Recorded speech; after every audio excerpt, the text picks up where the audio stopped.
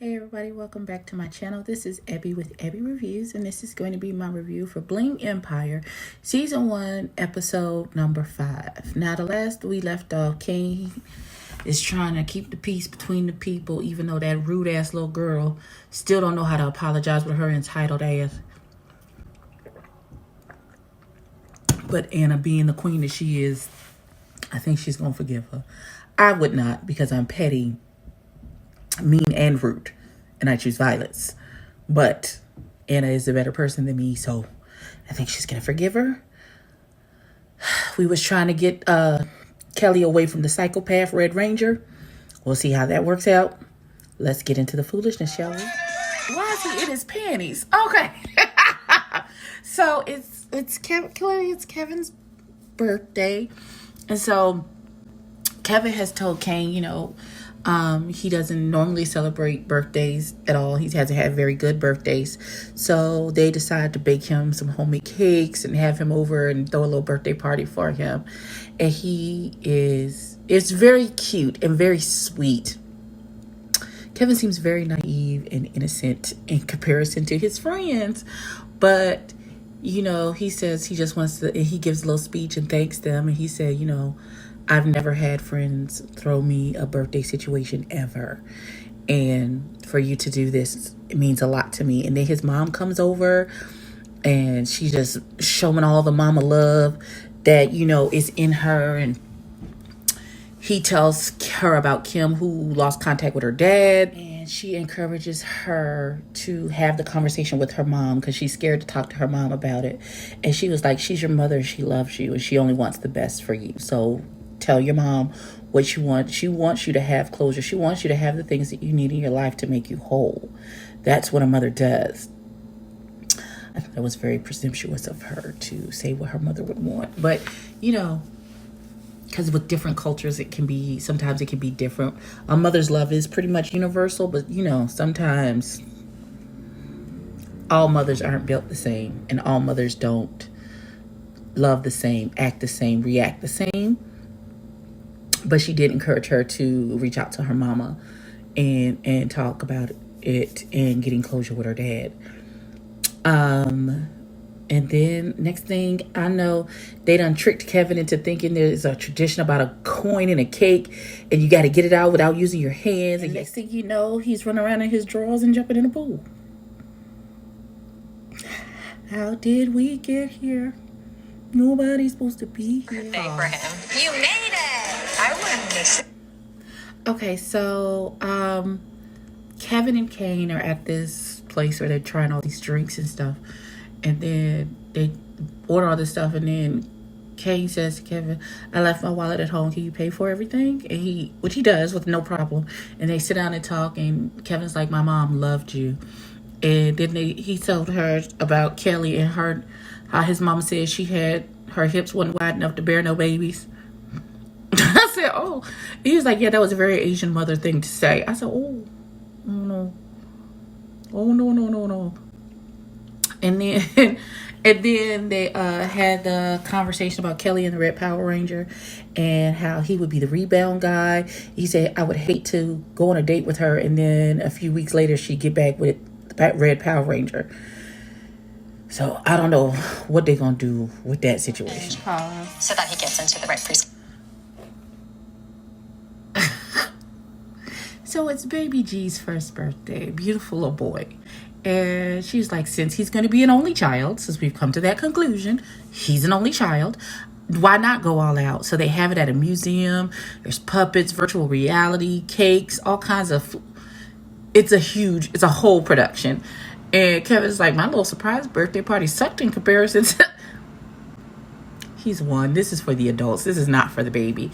Then they made a little speech thanking everybody for coming. And in honor of his birthday, they did a donation to the museum for underserved children to be able to come to the museum and enjoy the museum, which I thought was really sweet. Until Mama said, well, we trying to build a mini legacy and help him get into the right preschool. Girls need a philanthropy on their resume to get into preschool now? I thought they just need to be potty trained. and have some socialization, and that's it. Okay, child, this is beyond me. Why your baby gotta have philanthropy, donations, and shit on his resume as a 2-year-old in order to get into preschool? What preschool? Does Jesus go there? Like, I don't understand. Hold the fuck on. So they go to Anna and she's talking about the birthday party, and she's like, this is a really serious party for a 1-year-old. She's like, but I'm determined to have fun. Don't tell Christine now. Because Christine is talking about, this was a very expensive donation. This was more expensive than what they did on Rodeo, when they shut Rodeo Drive down for her first party. And then she's like, but it's for a good cause. It's for a good cause. Everybody's rolling it. It's like, okay, girl, we know you spending tons of money. We got you. We got it. And then they have a ball pit. And Anna's like, I think we should just dive in the ball pit. And so Anna dives in. It's shallow. Clearly it was just for looks and not for people to actually dive in. I don't see any other children at this party either.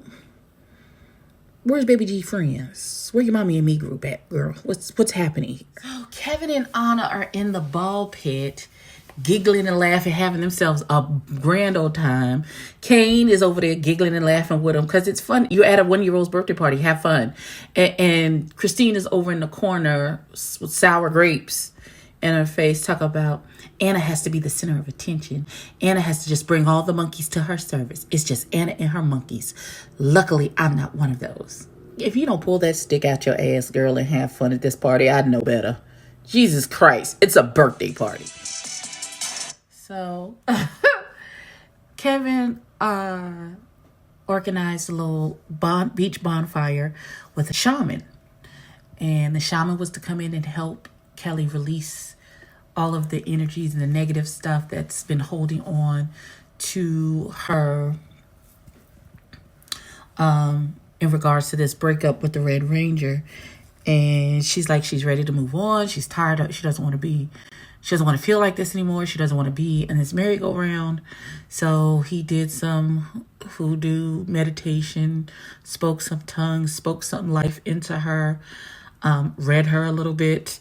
And, it's a beautiful thing. Then they get to the friend Jamie.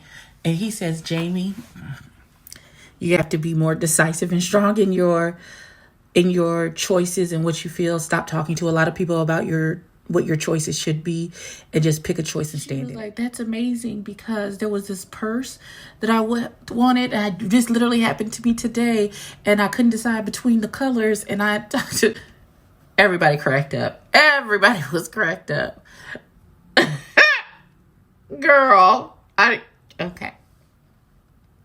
Well, at least you took what he said into your heart and mind.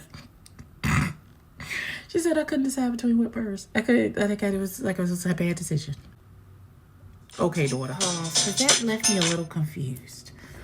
So Kim is at her mom's house, and she's taking some pictures, and she has her mom Kim take some pictures of her, because you have that one person that knows your angles right, get you right every time. Shout out to Scooter Boop's mama, who's my main photographer. But her mama is like, we need a little more titty, so you might want to open that up some more. And she was like, more? And she was like, yeah. She's like, yeah, show some more. Where are your tits? Okay, mama. And so Kim sits down with her mama and tries to have a conversation with her, and explains to her that she reaffirms her mother. This is first, she did it really well. She reaffirmed her mama and was like, I love you. You've always been a good mother. I love Dan, who is her mother's husband, who's her stepfather. She's like, he's the only daddy that she's really known, and he's loved her like she was her own. But she says, I still feel a little empty inside because I do not have a relationship with my real father. So her mom says, she's still hurt behind whatever happened. She didn't explain what happened. And she says, you're a very independent girl. You won't even accept gifts.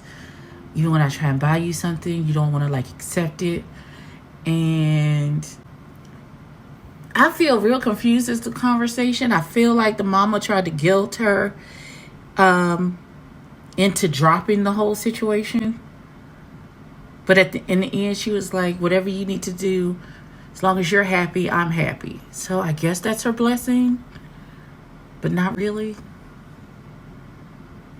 Before Anna confronts Christine for being very rude at this party. So, Kane comes over to Kevin's house because they've been invited to this leather party by Christine. It's where you wear leather. It's not like a leather daddy's BDSM situation. I think Kevin missed a memo because he borrowed his friend who's in the leather, gave him some things, and it was all 50 Shades of Grey, BDSM, sub stuff. So they're like, no. And so he practices asking Kelly out to gas mask. And then they get to the party and it's at Dr. Chu's, he does cosmetic surgery and things. So they have a pelvic rejuvenation machine. And Dr. Chu says, Kelly, you can try the pelvic. Dr. Chu tells Kelly, I know you just broke up with your boyfriend. You can try the pelvic rejuvenation machine. She's like, you sit down and you should feel the tapping between your perineum and your vajayjay. He's like, I'm going to turn the machine up. You let me know if it's up too much. One of the side effects happens to be orgasm because it's a rhythmic tapping in between your legs. So, of course, and he was like, okay, it's at 90%. He was like, you don't even need a man with this machine. He's like, I'm just going to leave you alone. He walks away. I said, oh, not him setting her on the coochie machine and be like, get your rocks off and I'll leave you alone to enjoy it. What? And then we go to Christine's rude ass because everybody's enjoying all of the Botox, the vaginal, anal rejuvenation shits that's happening. Christine goes to make a toast. It's my estimation to get back at Anna for having fun at Baby G's birthday party.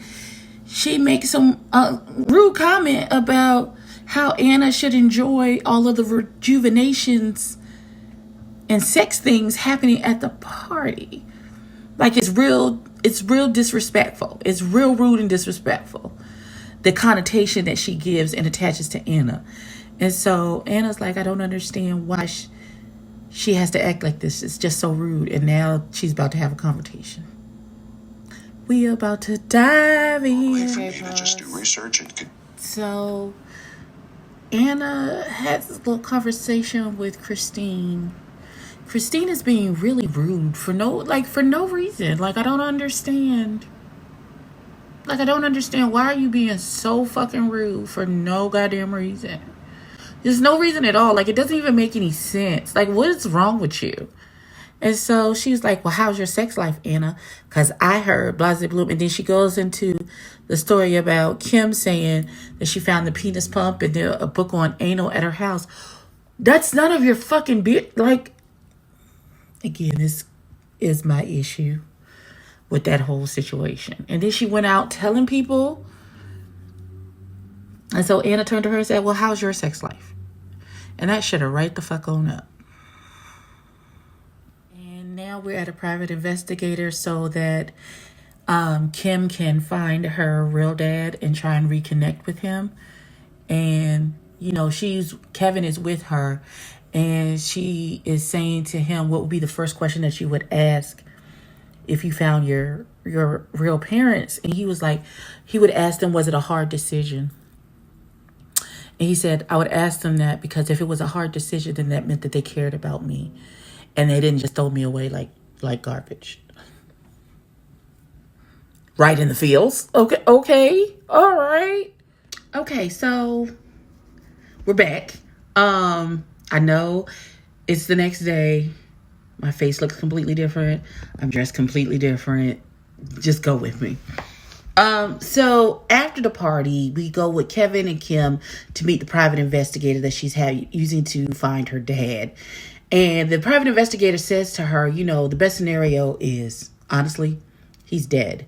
And then you can make up your own story as to why he never contacted you or whatever.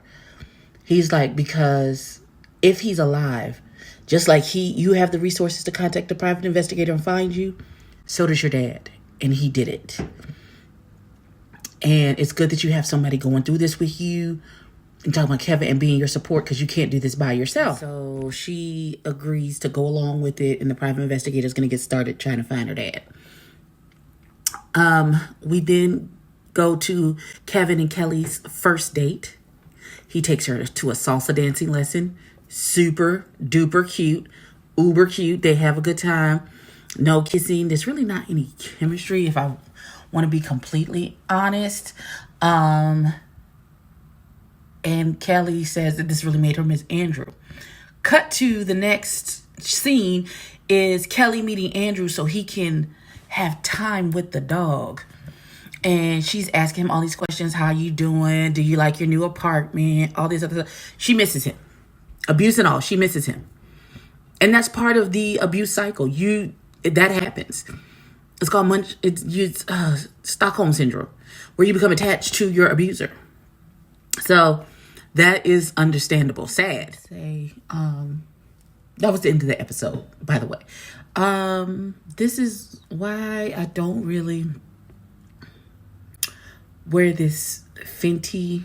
I like to be glowy, but this makes me look like I'm sweating. Is this what a healthy glow is supposed to look like? Because this foundation is hydration on max, and I feel like I like something a little less dewy. I like dewy, but not this. This has nothing to do with it. Okay, the show was really good. The show was really good. I really enjoyed it. I can't wait for the next episode. Like, comment, and subscribe. Tell a friend, tell a kid, and I'll catch you in the next one. Peace.